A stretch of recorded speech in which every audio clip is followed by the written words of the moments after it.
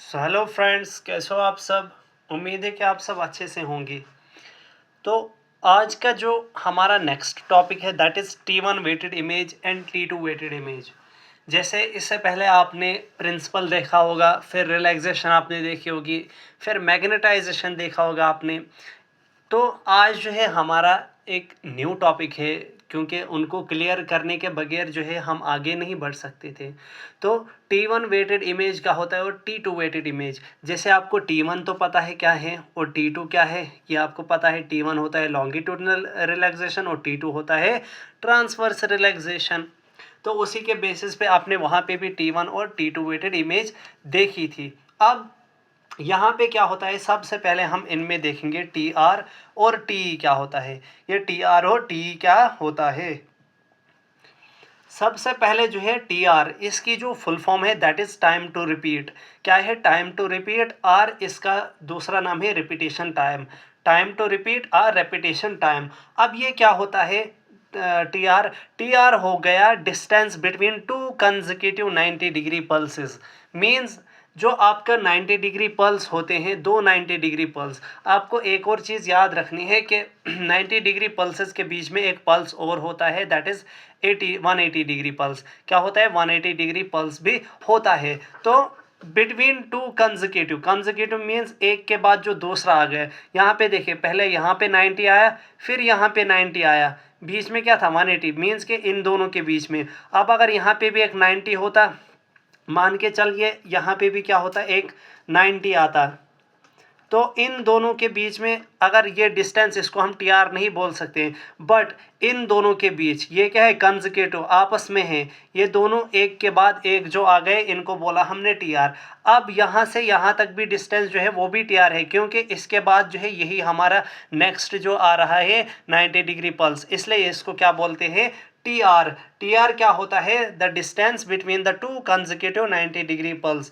एक 90 degree pulse और दूसरे 90 डिग्री पल्स के बीच में जो डिस्टेंस होता है। देखिए यहाँ पे ये 90 डिग्री पल्स मैंने यहाँ पे डॉटेड में बनाया हुआ है और दूसरे 90 डिग्री पल्स को मैंने यहाँ से, अब यहाँ से लेकर यहाँ तक जो डिस्टेंस है that is T R, that is time to repetition or time to repeat or repetition time.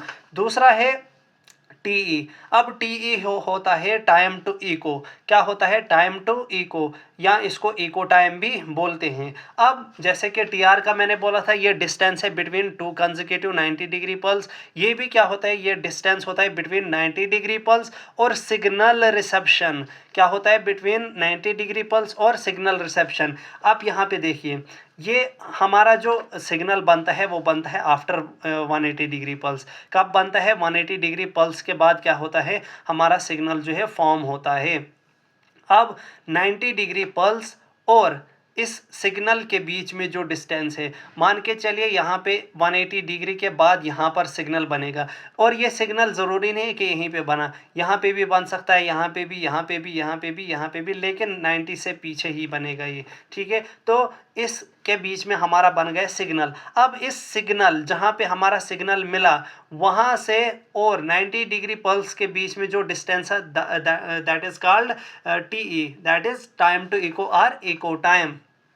अब हमारी T1 weighted image, T2 weighted image, ये सारी चीज़ें कैसी बनेंगी? सबसे पहले T1 वेटेड इमेज में जो है ये TR जो होता है शॉर्ट होता है और TE भी होता है शॉर्ट। क्या होता है? TR भी शॉर्ट होता है और TE भी शॉर्ट होता है। TR शॉर्ट होने का मतलब जो 90 डिग्री पल्स के बीच में डिस्टेंस है वो कम होगा, और जो सिग्नल और 90 डिग्री पल्स के बीच में डिस्टेंस है that is also smaller, that is why these are called short TR and short TE। अब आपको याद रखना है जो मोस्ट इंपॉर्टेंट थिंग यहाँ पे है कि फैट, T1 में आपका फैट कैसे दिखेगा? जब भी आप क्या करते हो, सीक्वेंसेस लगाते हो, चाहे T1 हो T2 हो, तो आपके जो है इमेजेस डिफरेंट डिफरेंट दिखती है। अब T1 में आपका फैट कैसे दिखेगा?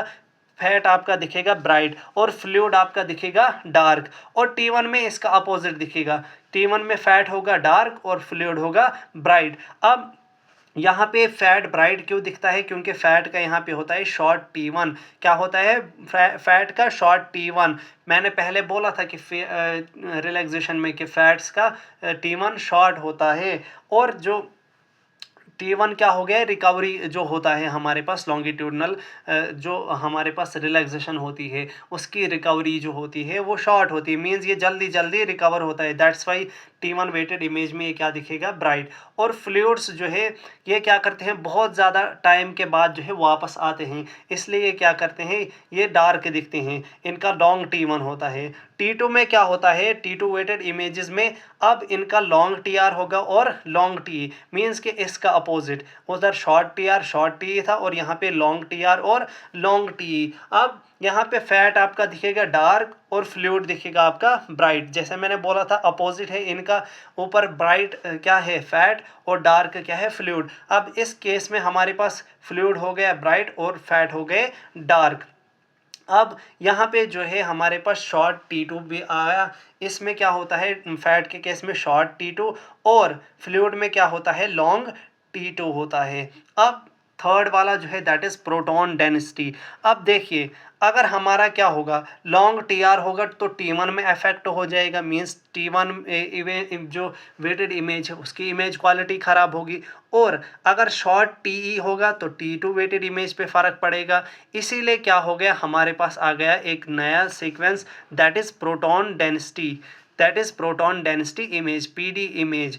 इसमें क्या होता है, इसमें लॉन्ग TR होता है और शॉर्ट TE होता है। क्या होता है, लॉन्ग TR और शॉर्ट TE होता है। इससे हमारे पास क्या बनती है, proton density weighted image. This is all about the T1 weighted image, T2 weighted image and proton density weighted image.